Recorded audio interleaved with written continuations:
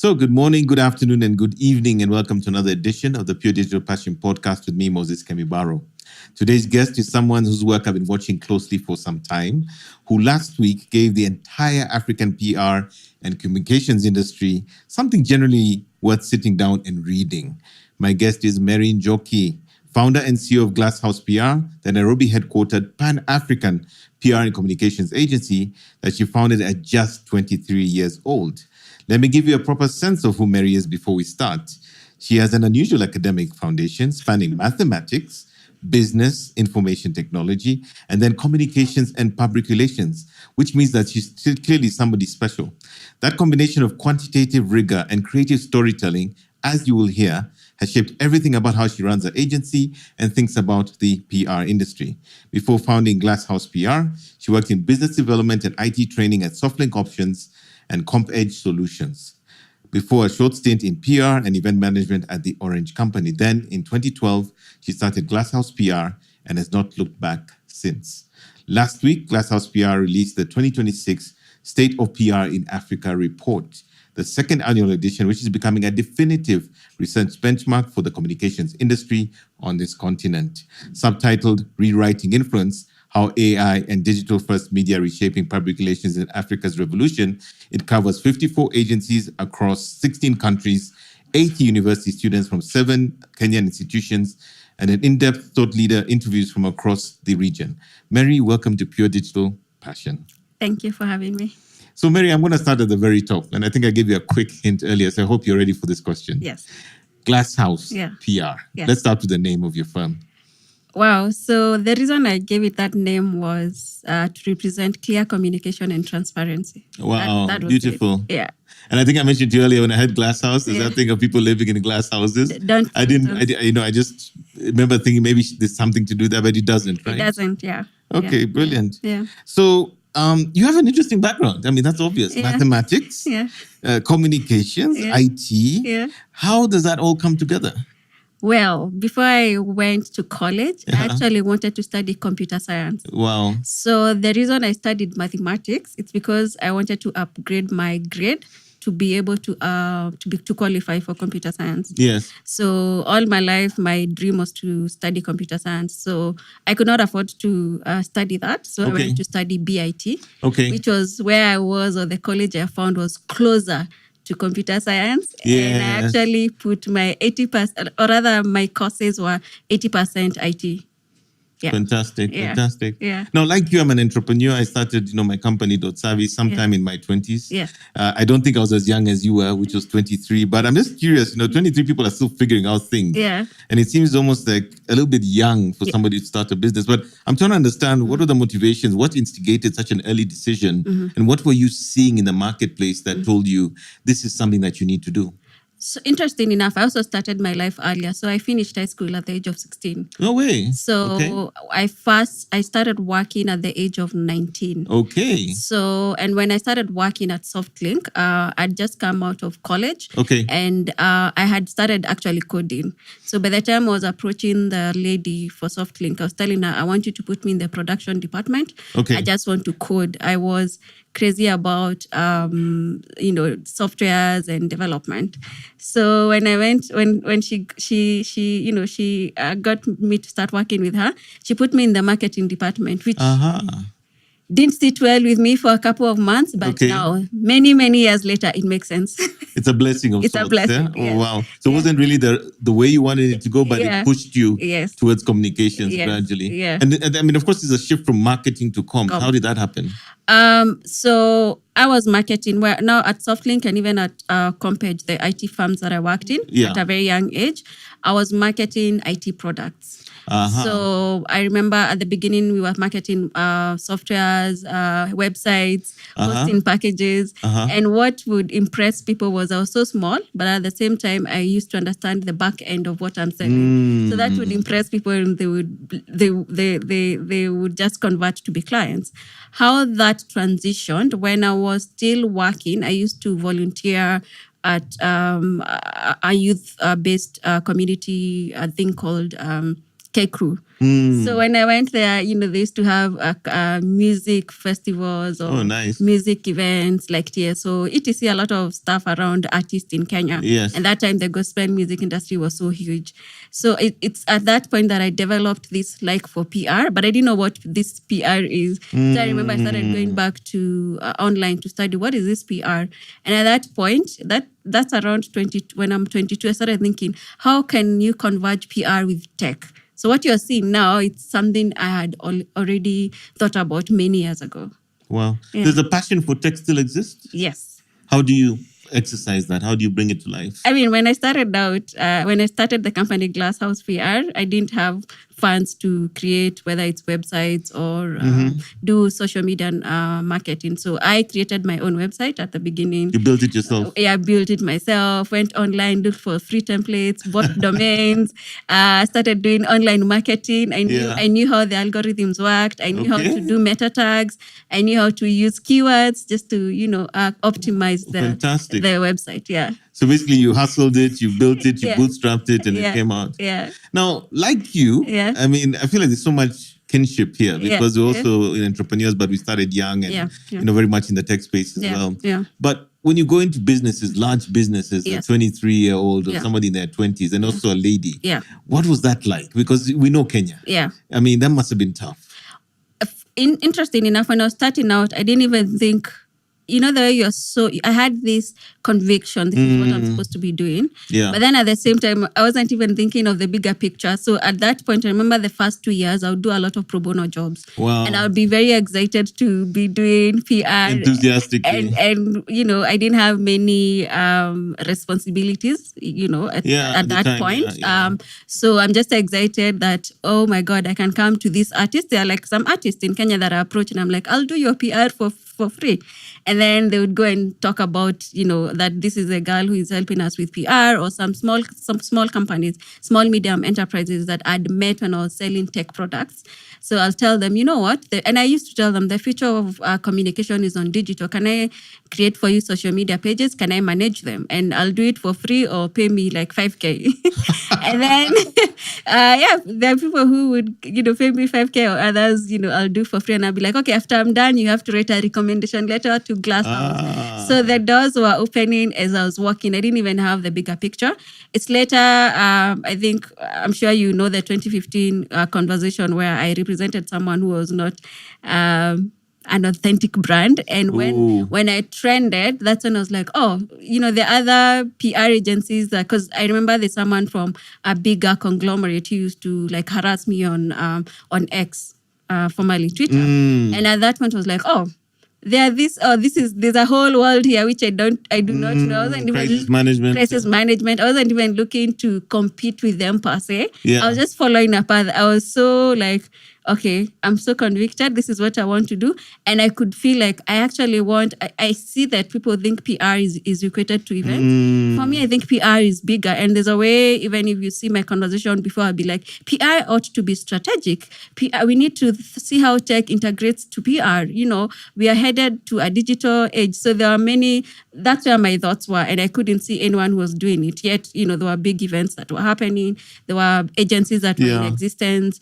Of course, I felt like I needed to prove myself because I was young, new, like an outsider. I just came into the industry and then I was just like an outsider. So I felt like I needed to prove myself. So there's a way, I guess, I used to carry myself. At my 20s, I actually look older than I do now because of how I would wear the big wigs I would wear just to look big, which was it was an interesting... Optics, as we say. It was an interesting process. You don't have to do that. People don't have to do that, right?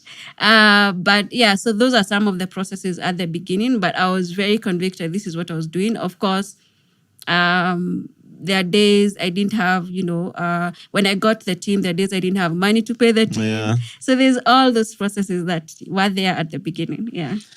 Yeah, it's difficult as an entrepreneur. And I mean, what you're saying, of course, the challenges of cash flow, clients delaying, etc. Yeah. So one of the things that really impressed me is when I went through your website and I was looking at the report is that it seems to me, unless I'm mistaken, you seem to have a Pan-African footprint. Yes. As a business. Can you tell us how that was achieved? Because that sounds really impressive. Okay. Yeah. So on the third year, which was quite interesting, and I think that's when people started telling my story, was we were approached by Facebook.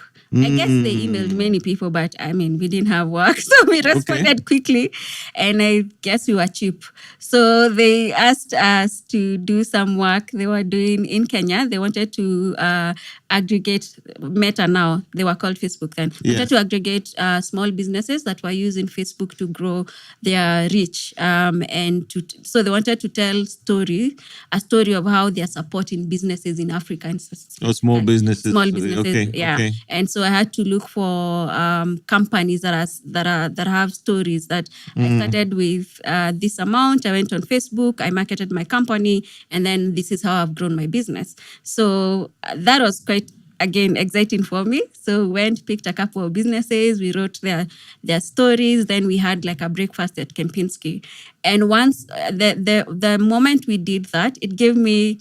There's that, you're like, oh yeah. Validation. But yeah, you're like, oh wow, we're working with Facebook. Like it's a bit of, we were actually cheap. I don't think we were cheap. but the mere fact, this is Facebook, right? Yeah. And you're 3 years in and they didn't go to a business or an agency that existed for 20 years or for 15 years. So that started a conversation in the country where, this 23-year-old who started with a modem and her laptop and created her own website, she's now working with Facebook. So, that now created a whole conversation around Glasshouse and around me as an entrepreneur, which was, I guess, worked for us. Yeah. From entrepreneur to entrepreneur, meet you.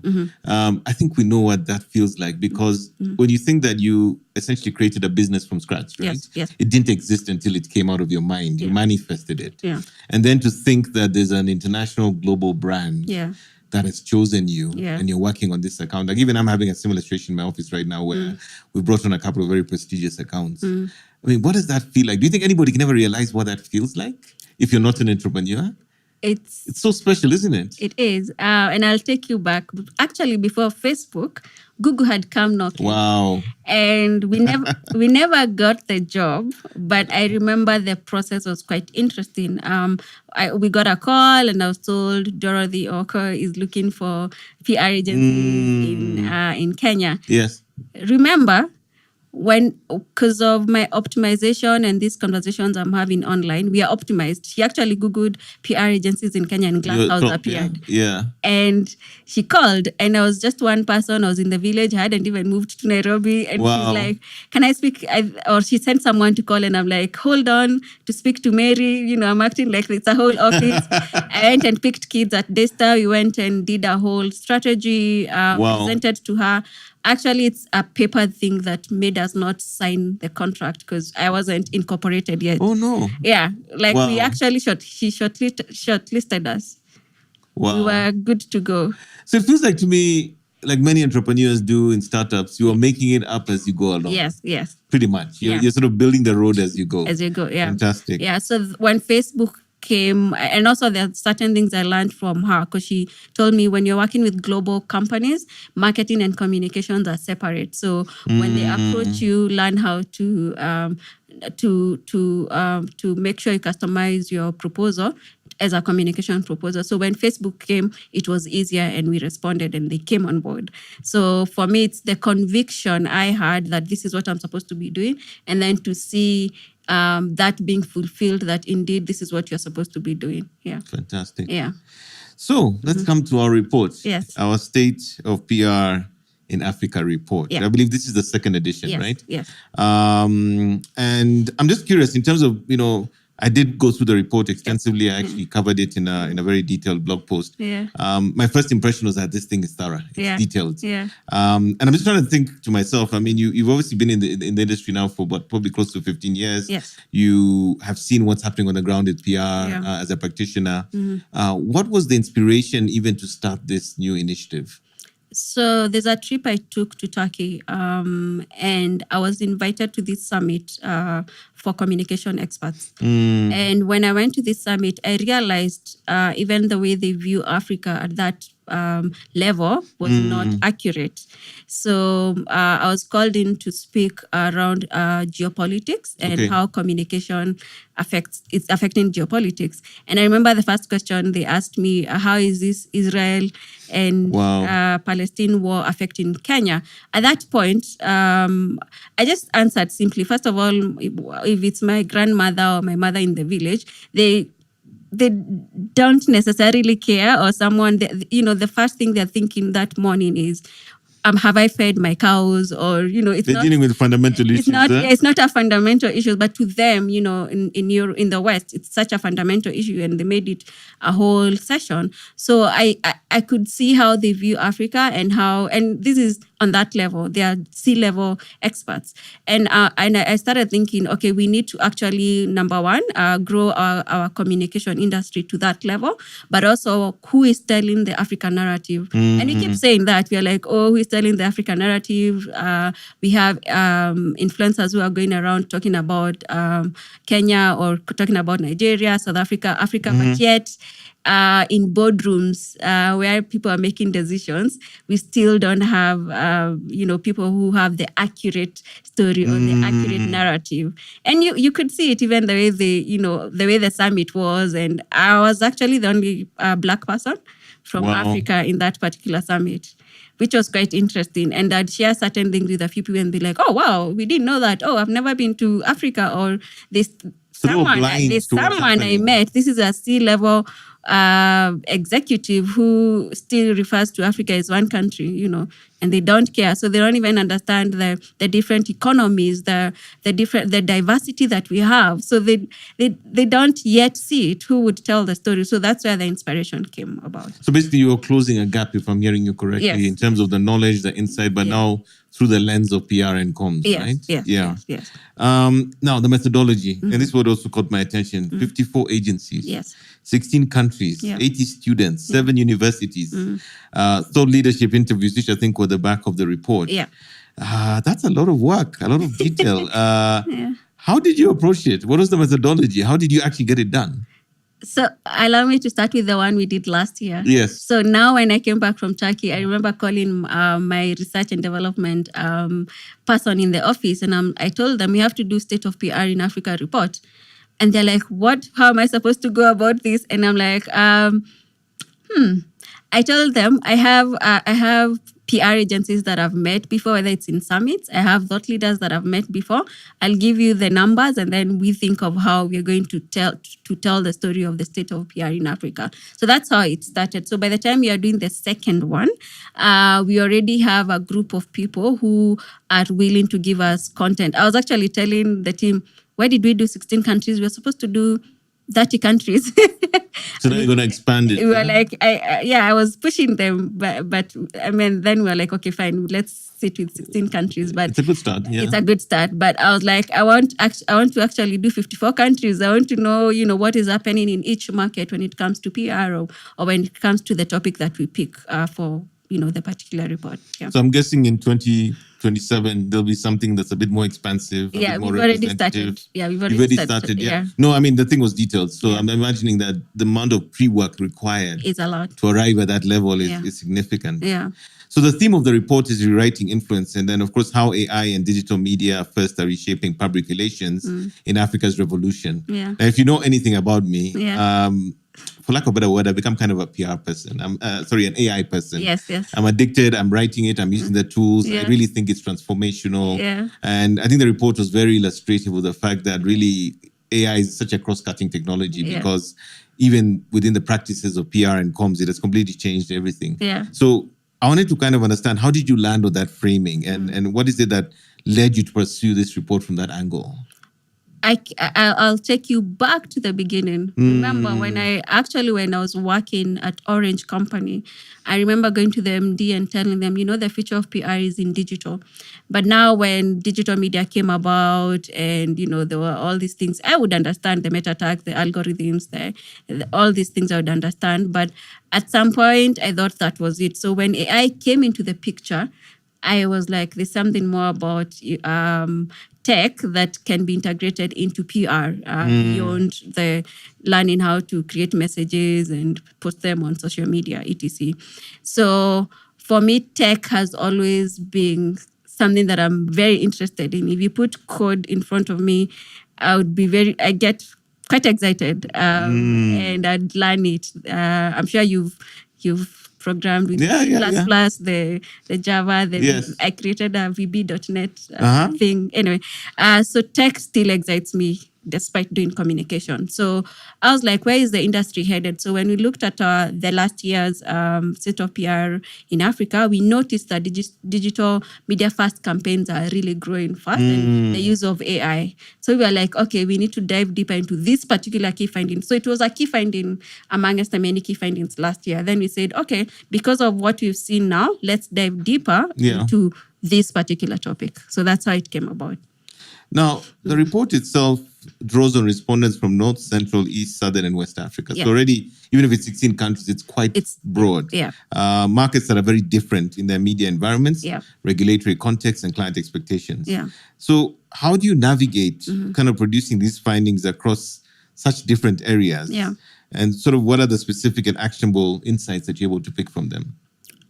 So we usually have almost the same questions to each and every person that we're speaking to. And of course, we use tools that will enable us to now come up with a final tabulation of the questions that these people have answered. So the key findings or the many findings that we are seeing come from all these answers from all these diverse communities and agencies. For you, what was the single most surprising finding in this year's report? Something that even surprised you, given everything you're seeing in running your business every day? Well, first of all, I was surprised that 81% of PR professionals are using AI. You didn't realize it was that high? I didn't realize it was that high. But at the same time, I've come to realize they're not using it for, for automation. They are using the basic AI. They are using the writing assistants or the graphics assistants, which is also something to think about. So the fact that they're saying they're using AI, it's not necessarily that they have leveraged on the power of AI. So it's pretty much the lightest use cases, the most basic use cases.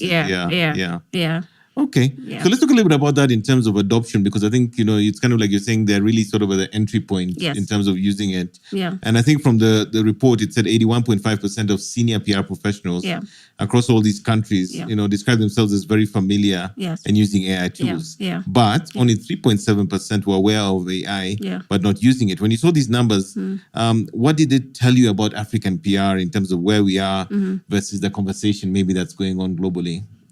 Actually, interesting enough, so we have a friend who has an agency in Italy. So they just also released state of PR in Italy with some stats around AI. And we are almost at the same level. So, and also someone else who was talking to yesterday, they're like, oh, wow, this is actually what is happening across the globe. At a global level, At a global level. So it's quite interesting, especially that we are catching up with tech and we are leveraging on tech. And we've always been digital first. I mean, especially Kenya, looking at the number of young people that we have, looking at the opportunities that we have, especially in Kenya, we were mobile first in terms of mobile money. So, Well, I think there's another story there, because I think there's some research that came out around ChatGPT adoption in Kenya last year. And I think they were saying on a per capita basis, we are one of the world's leaders in adoption and utilization. So there's something there to be said about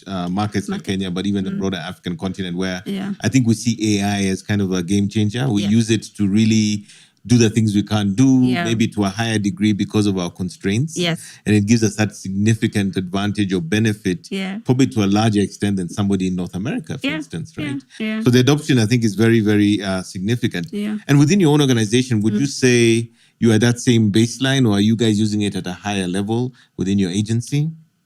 baseline. We'll say baseline for now because we are still using the chat GPTs or the Gemini.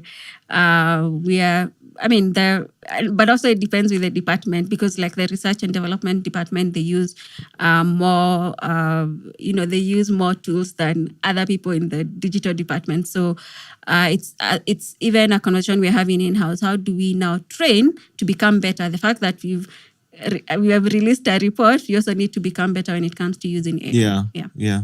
So one of the things, again, I found very interesting in your report, which was finding 3, was this shift from SEO to GEO. And I think you already talked about the way SEO has amplified your business. My company has also benefited greatly from SEO. I can't tell you how much business we've gotten from doing that well. But now we're in sort of the generative engine optimization, which, let's be honest, very few people, even in our market, understand what that is. And I think ultimately, when you talk about AEO or GEO, it's the idea that nobody's really going to see a list of 10 links anymore. They're looking for a singular answer or a singular citation that says this is the correct answer. And as more people are sort of gravitating to looking for that singular answer, as opposed to those 10 links, how do you see that playing into PR strategy going forward? Because it means that if anything, the onus is going to be on brands and businesses and any organization that doesn't just want to be found, they want to be the right representative or the right answer to the question, if I put it that way. So how are you preparing for that reality? Or maybe that's something you're already inculcating into the work that you guys are doing. So we are thinking of content creation. So when you're writing articles, when you're writing newsletters, how are you actually answering or writing it to be cited by an LLM? So you just don't want to write, and I'm the queen. I used to understand keywords and put them on Google Plus, Twitter, everywhere, but now a lot has changed. So how do we actually now start writing our content to answer? So if I'm looking for the top 5 PR things that an executive should know, how do I make sure that how I write it's not how we used to write for search engine? So making sure that it's well thought out, it's an answer to what someone would be looking for. So it's the crafting of the message, which is, I think, either training people or now just experimenting to see if I write this answer, will it be picked by an LLM? For example, when you go and look for state of PR in Africa, because of how it's on our website and how articles have written them, it's picking the answer that is coming is the 10 top key findings from our report. So it's quite interesting. And I know I'm like, so the LLMs are picking it. So is it the way we've written it? So it's also experimenting, learning. And seeing how the algorithm actually works. LLMs, I think it's going to be a big... Let's just put it this way. As somebody who's been a blogger and a content creator for almost 2 decades myself, I'm excited because I now believe that the future will belong to the content creators. When I use that phrase, I'm talking about the brands and organizations that have a culture or an intentionality around putting out content. Because that's what the LLMs are picking up. So I think the brands that are just focusing on advertising are the ones that are going to lose out. But the brands that are consistently and continuously putting out thought leadership, sharing insights and perspectives, including, of course, a report like yours, are going to get the dividend of that effort, don't you think?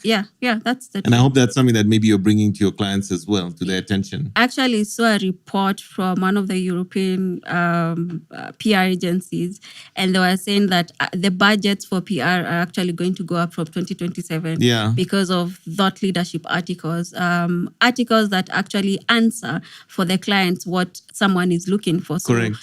You're right. It's a golden moment, I would say, for content creators, whether it's organizational or individuals. So another thing is the 74.1% of respondents agree that AI enhances but does not replace human creativity and emotional intelligence. 55.6% strongly agree, yet 42.5% of Gen Z students believe AI reduces authenticity.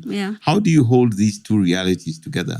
I have many things to say around that. So I'll start with a report that I read last week from MIT.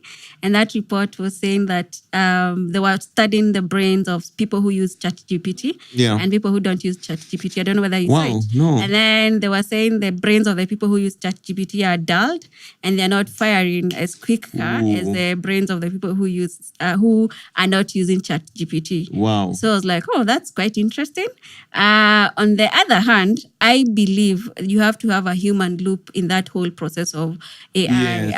And we've had these conversations around, when I was in high school, I watched iRobot, and everyone has been talking about, AI is going to come and take over our lives and etc. You'll see humanoids coming and taking over our jobs. And in my mind, I'm like, no, that would never happen, because there's a difference between a human being and a machine. And I always think about the faculties of the brain. I think about intuition. I think about ingenuity. I think about the judgment, the sound judgment that a human being has. Because even right now, we were trying to create some videos with an AI tool. And some of the videos, if you don't come and be in the loop to see the final video is correct, you'll see that there will be someone with 6 fingers, 7. Like, so it's not necessarily what we think it is.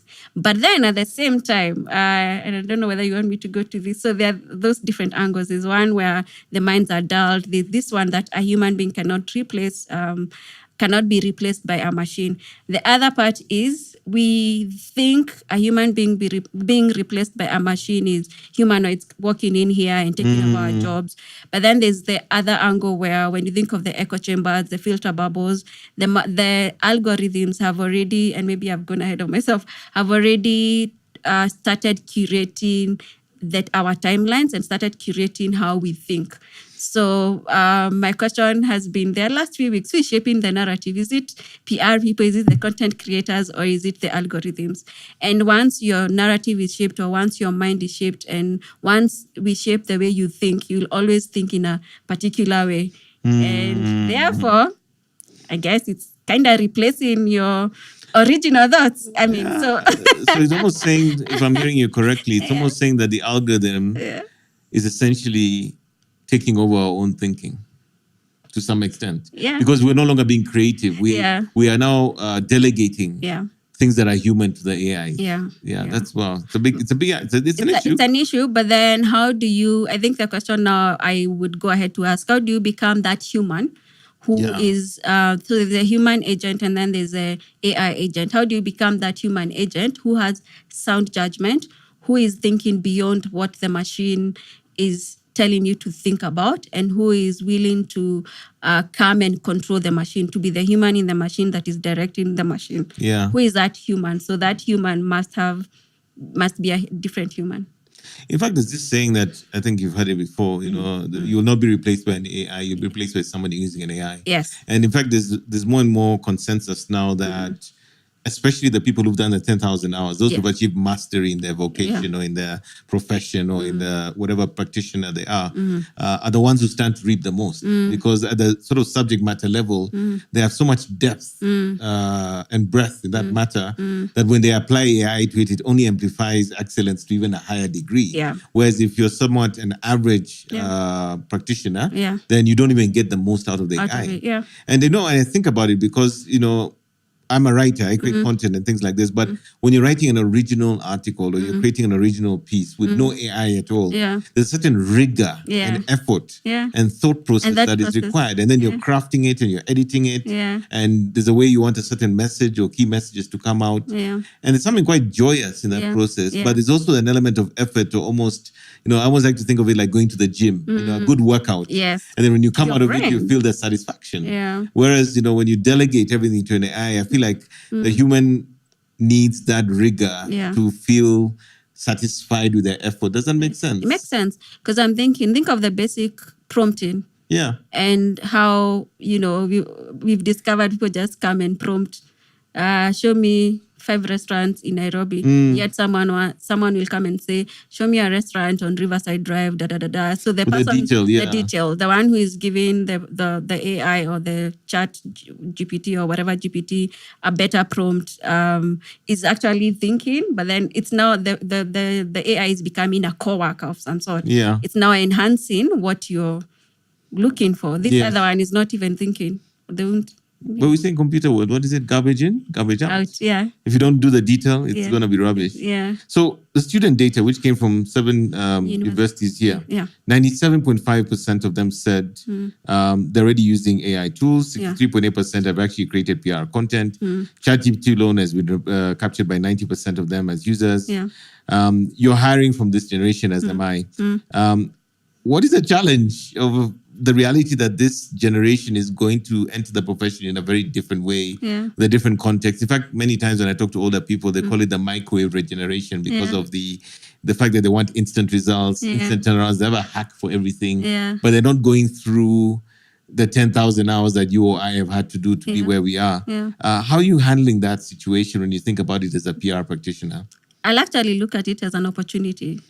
Being a person who has watched AI and then watched what we've done. That's why, going back to the person who will replace you is a person who is using AI. The AI will not replace you. Because when I see what these young people are doing, and look at social media, the content that they create, and we are talking about Kenya now because we interviewed Kenyan students. Look at how they think, the videos that they come up with. I think it's an opportunity. It's just picking these young people and directing them to the right direction. They just need direction. Direct them. Tell them, oh, you created a video about the president or something. Fine. We are working on this campaign, or we want to. How do we apply that creativity, that knowledge you have to creating a campaign? It's just directing them. I think it's an opportunity. Yet, of course, they never put in the hours, but they need to put in the hours in the AIs and the tech. Yeah. And they need to apply their minds. Yeah. I think also sometimes one of the challenges when people get older and they went through the more traditional or legacy ways of working, and then they see this generation coming through very quickly, hacking everything, essentially violating the sacred cows that we had all these years. I think part of the challenge is older practitioners will always be like, it almost looks like you're cheating. I walked to school, you need to work. Yeah. So let's talk a little bit about the platform and the algorithm story here. And this was out of finding number 7. So we see a major gap that exists between senior practitioners who are predominantly on LinkedIn like ourselves, own blogs, and then Gen Z operates on Instagram, TikTok, WhatsApp, and X. So how do you navigate this in practice when building campaigns, especially when you're looking at channel strategies for your clients? It's just understanding who the client is targeting and the campaign that we are running. So, and that's it. Just understanding your target audience and where do you find them. But I still think the algorithm volatility is a big issue. Being that tech companies have not yet come out to tell us how the algorithms work. I remember last year in August, we were trying to look to search for Africa on TikTok, and the only thing we could see on my phone was sick kids or hungry kids until iShowSpeed came. The algorithm has kind of changed, but then I'm sure it will go back to something else. So there's that. There's the platforms. You don't know how they work it out, and if you look at the research and also the finding, some of the PR practitioners were saying they create content, but this content is actually not reaching to the people they're trying to target. So there's also that. So there's a lot of interesting conversations that we need to have there. And for me, I think now the solution is how do we own our own? How do we actually leverage on our own platforms? And how do we create our own infrastructure as Africans, as PR people? Because when I came into the industry, everyone, again, was just, we are doing events, we are doing this. I'm like, that's not PR. Right now, if you don't know, if you're not understanding tech or AI, how are you going to actually shape the conversation, shape the narrative? How are you going to understand, data-driven conversations if you're not going to do research, etc.? So it's more of, as practitioners, to think of our audiences, but also to make sure that we are training ourselves on understanding how the industry is evolving, and also now learning and training ourselves, whether it's online, taking a course, and then now applying ourselves that way. How do you see it working for traditional or legacy PR practitioners who are still, if we can put it very bluntly, doing things in a certain playbook, which maybe has been completely disrupted by this. And I'm saying this because I, of course, create content. I work with big brands, mostly thought leadership stuff, LinkedIn kind of stuff. I'm quite busy in that space as an individual. And I honestly look at what I'm doing or what we achieve with the teams that I work with. And I feel like we're kind of outpacing traditional PR agencies, perhaps. Sometimes even the clients are engaging us directly. What is that saying? Because it almost feels like the PR profession, the practices that have now emerged demand that you have a sort of a digital first mentality, which is what you're reaffirming. So what do we do about the agencies and the older practitioners who seem to be resistant to this new reality? I mean, they will just have to, if you can't beat them, they'll just have to join. It will take long.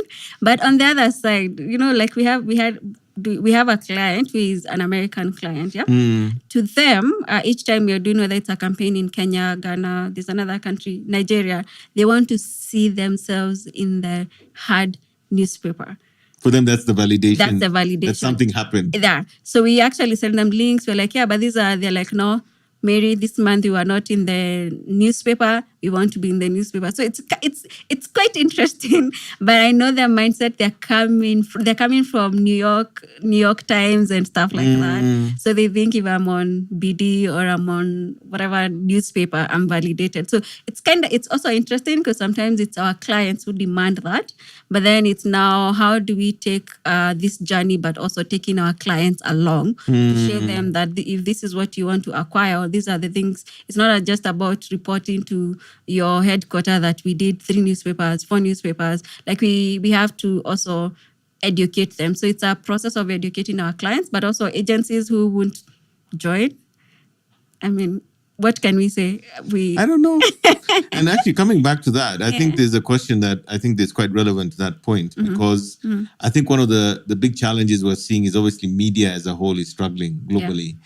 In Kenya, more recently, I think it was just last week or the week before, we found that Nation Media Group, the Aga Khan organization, sold their shares to Tarifa, which is a Tanzanian-based media business. There are concerns in the marketplace about what that might imply, because in my view, and maybe from my generational perspective, I've always felt like nation media publications are probably the most authoritative in the marketplace. When you want to know something really happened or is authentic, I go to them, right? And I'm not saying this to disregard the other players, but it brings out this question of, it's no longer about impressions and clicks and that. It's now about sentiment analysis, depth of engagement, direct feedback, organic amplification, which are now becoming those trust signals that people look at digitally. So how do you handle a conversation with a client like the one you just pointed out, who wants to see, a photo of a newspaper that shows this brand, where we know for a fact that there's massive decline in consumption of print media, whereas on digital we're seeing an uptick, and sometimes with what I call upstart media platforms, like we see in Kenya, people like Kenyan Wall Street, Kenyans and others, they seem to be really eating into the legacy media businesses, even digitally. How do we handle that? Because I think many consumers, many brands, number one, want to be on brand safe platforms, but also they want to know that where they're running or being seen, there is a certain credibility to that media or publication. So how do you handle that? I think it's more of educating them and carrying them along.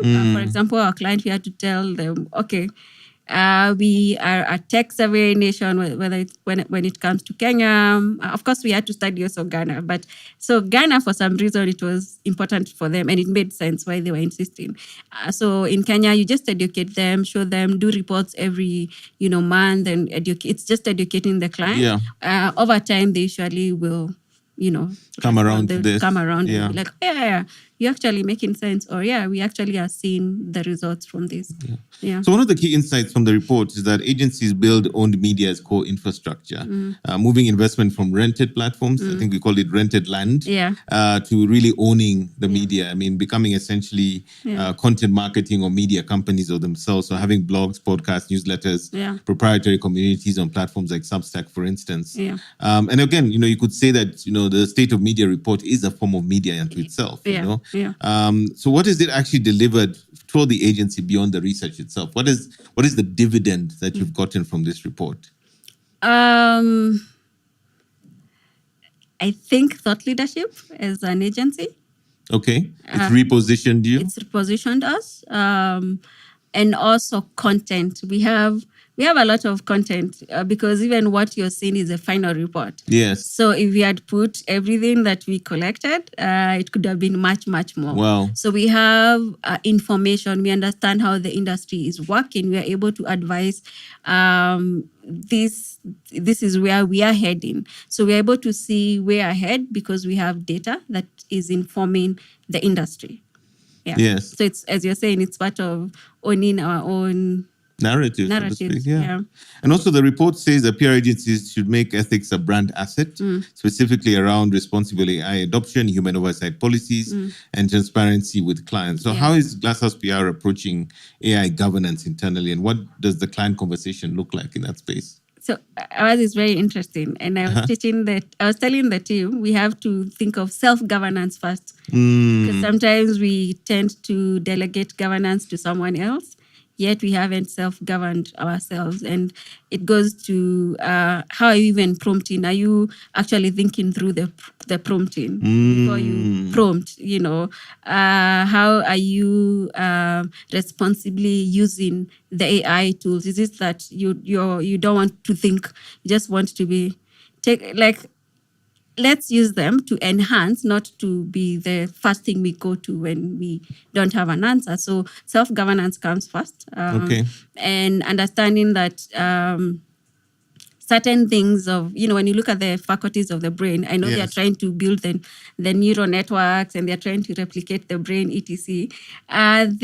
Certain things about a human being can never be replicated, whether it's your spirit or your soul. So are you growing some of these things like your spirit? Are you can you be the person who the human was asking earlier? So before you delegate the governance to someone else, so first have self-governance, one. And then now as we continue, as we are speaking to clients, of course, if we use a tool to build an article, or if we use a tool to build any visual content, we are able to tell the client, or rather we inform them that this was done through this and this particular tool. But funny enough, especially the person who heads writing in our team, he was a journalist and he uses, but he doesn't like using AI to actually write. He's like, I just want to write, the way I used to write when I was in the media house. I'd write my article and it would be perfect. So it's quite interesting how things... it evolves. I think there's some value to that because, increasingly I've started to believe that the people are going to succeed the most in AI when AI... I have to be honest. There's a certain sameness that has to merge, especially when you see words like underscored and thrilled and stand out. There's certain phrases that become very clear that this person probably used AI. And I'm starting to suspect, like if you think of, let's say, a popular writer like Stephen King, who's been writing books for 40, 50 years.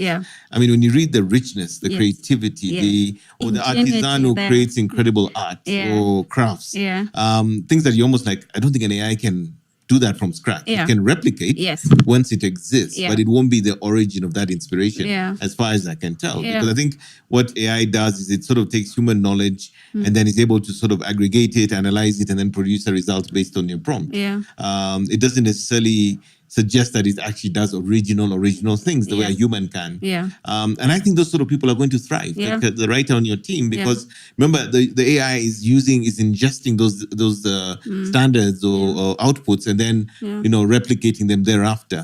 So I think it serves the purpose for sure, but I think many people are going to start valuing original things that were handmade, handcrafted, so to speak, that didn't have AI in the middle of it, know? And that, in fact, the ones who are really good at it, like the elite writers, the elite artists, the elite performers in music, I don't think AI is going to touch them. No.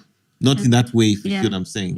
But it does empower the average people to do better work. The authenticity that comes with originality can never be replaced by AI. I can tell you. I'm just going to tell you honestly, when I write, when I create content and there's zero AI, as in the internet is off, and it's 100% human and Moses, there's almost a spiritual place I go to when I'm writing. And I'm not even lying to you. I mean, I think there's literally something spiritual that happens at the moment of true creativity. Something that you can't really describe. And I think that's part of the human experience. You can't explain what it is, but it's there. I want to talk a little bit about from this report going forward, right? Because obviously we'll have one in 2027. I mean, what is the report pointing to when you think about the future of PR and communications on the continent? And then maybe we frame that in the context of the global situation. Africa and then globally. What is it pointing to? What is it predicting, so to speak? One, and it's something I think we wrote in the executive summary, was how do we actually as Africans start, feeding in, whether it's the LLMs or the AI agents, our own data sets, and start training the LLMs to actually tell our stories.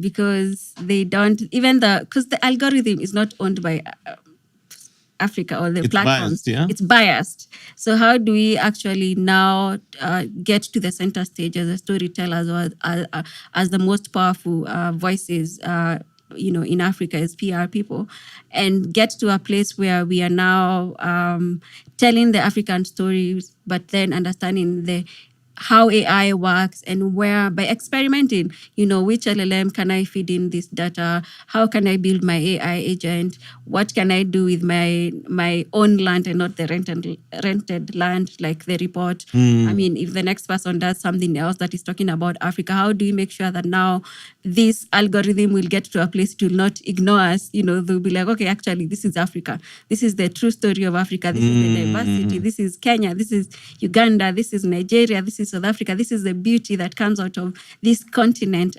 This is the next frontier for the world. And for a long time, we've been called the dark continent. And then there was a whole conversation about Africa rising and that, Africa is the next frontier. But people thought it's because of what is in the underground, whether it's a gold. But it's not those things. It's the people. It's the beauty that we have. If you look at in the report, and we all know the average person in Africa is 19-year-old. We have the resources in terms of the people, the energy, when you look at the solar system. So we have everything. We have the opportunity to actually leverage on tech AI to change the continent and to tell the accurate story of Africa. There's something very interesting I've been watching with this AI transition. And there's something very interesting about the way the global south seems to be adopting AI and the north. Yes. And let me explain what I say. Yeah. One of the big challenges happening to markets like Japan, the US, Germany, and so forth is they have a population problem. Yes. These guys are now in decline. Yeah. Even China is in decline because they told people for years not to have kids. People went into a new culture where they don't see the value in having a family. Yeah. It's become very individualistic like the West. Yeah. So these guys have a population problem. Yeah. And in many instances, when you hear about AI in the Western, Northern sort of context, it seems to come across as we are using AI to replace the human. Yeah. When you hear the global south conversation, we're using AI to amplify the human. Yes. Different context, same technology. Yeah. And you find that is quite profound because when you talk about the age situation, I think they're saying by 2030 or is it 2050, I think one in every human on the planet will be, every four will be an African, right? Yes. Yeah. So we have youth, Yes. we have growing populations. Yes. We are clearly adopting technology at a very high level. Yeah. Again, Yeah. we're not trying to replace the humans, we are amplifying. And it seems to me that even as a labor market, in knowledge work, eventually it's all going to come here. Yeah. Because you're going to have markets where they can't sustain populations. Yeah. The young people are not, they're getting married and having kids. Yeah. It almost seems to me that in the next 30 years, the African story is going to look very different. It will, yeah. Yeah, don't you think? It will.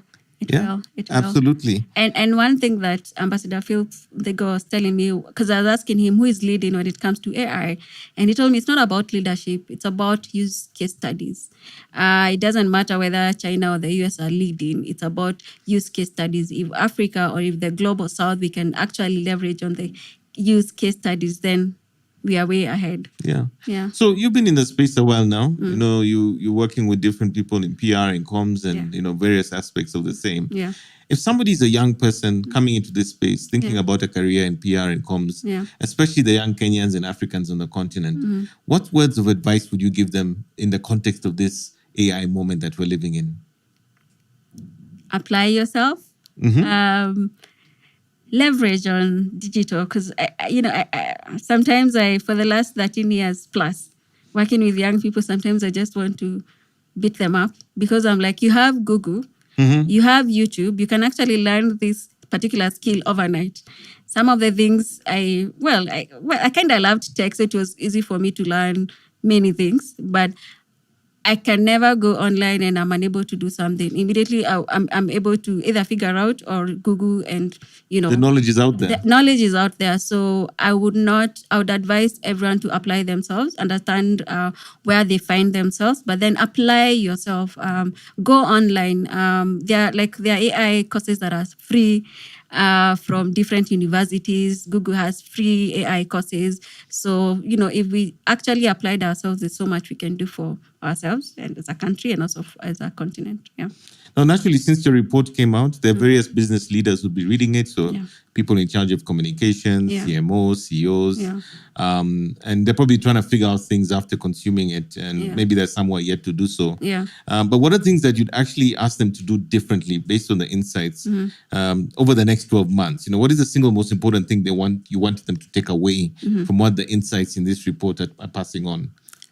Take advantage of learning and training on what AI is and how it applies to you as a CMO, as a C-level executive, because it's changing every day. For example, I'm sure something new has come up today, and you have to keep, if you have this what we call basic AI, if you have the basic knowledge, it will be easier now to build from that. But if you are left out, I'm sure in an year's time, people will be asking people, the way, I don't know whether it's in the early 2000s, when you're applying for a job, they'd ask you whether you have packages. Or whether you have, what else? Driving license. Computer drivers, yes. Those two. Yeah, I'm sure AI is becoming that. That will be the first thing that someone will be asking. Are you AI proficient? Or do you have an AI certificate? An original one now, before people start creating fake AI certificates. Anyway, well, by the time they're creating that, it means they can use AI. So, but I think that will be an interesting thing for people to think through. Train your teams around AI. Create, there are many people who have started trainings around AI. Apply, use case studies in-house and, learn, experiment. Okay. Yeah. Finally, what is the question about Glasshouse PR? About African PR, again, in the state of sort of the report you did, about your own personal journey that nobody ever asks you, but you think genuinely deserves to be asked? Something that they never ask you about? Good question. Yeah? You have something to share? I saw the question and I was like, okay, what is it? So I thought it would come today. But for me, it's why did I transition from tech to PR? Yeah. Maybe. Is that the question? Maybe. I don't know. But the thing is, they never ask you. Yeah. And maybe you would love to answer that question. So you're creating your own question. I'm creating my own question. Yeah. Okay, fine. I think now it makes sense. Tech and comm and PR are coming together. There's an integration. You cannot communicate without understanding the engine behind the communication. So the engine has moved from traditional to digital to different aspects of tech. So now it makes sense how communication and technology are integrated. So everything has converged? Yes. And also, given your background, it all now makes sense. Makes sense, yeah. Fantastic. Yeah. Fantastic. And finally, Mary, if people want to learn more about you, Glasshouse PR, and maybe the report that came out, how can they find it online? They can go to LinkedIn and look for Mary Njoki. But then on the report, they can go to glasshousepr.co.ke and then /report. Okay. Yeah, and then they'll be able to see. Okay, great. Yeah. And presumably glasshousepr.co.ke is your website. Yes. Okay. Yeah. Mary, thank you so much. Thank it's you been a pleasure. And again, congratulations on such a great report. Thank you. It was such a pleasure reading it and analyzing it. And I think, the call to action here is, again, creating organizations in Kenya and Africa need to create more original African thought leadership content such as you have done. Yeah. I think it's a great service to the country and the continent. Yeah. And I think it's also going to help us allay certain misconceptions, issues, but also bring greater visibility into what is actually happening on the ground. Yeah. Which is why I'm almost thinking that the report is almost a reflection of that philosophy of transparency and clarity behind Glass House. Yeah. It actually fits. Yeah. If you ask me that. Yeah. Yeah, but thank you so much. It's been a pleasure. Thank you for having me. Yeah, and I can't wait to see 2027. I'm waiting on the sidelines. I hope you'll be available. I'll be there for that event. I promise you. When I saw the report, I remember calling Faith and telling her, I can't believe I missed this. Yeah. But I was so glad that I got it and I was able to spend some time on it. So keep doing what you're doing. Thank you. And keep inspiring others to do the same. Thank you. Yeah. Excellent. So we've covered the full arc with Mary, from her days in Graphics College all the way to Glasshouse PR, through 13 years of building a Pan-African agency and 2 editions of this report that are reshaping industry conversations and all of what it means for practitioners, students, and business leaders across the continent who need to hear it. What is clear is that the same rigor that makes the State of PR in Africa report credible is the same thing that has driven her to have built Glasshouse PR, which is data-informed, Africa first, and genuinely curious about what is actually happening rather than what people assume is. The State of PR report is available at www.glasshousepr.co.ke. My full analysis of the same is also on my blog at moseskemibaro.com.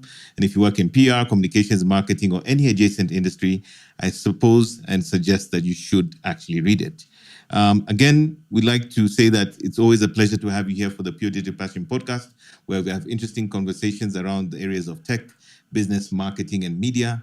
And absolutely, we look forward to catching you in the next one. Thank you so much for joining us.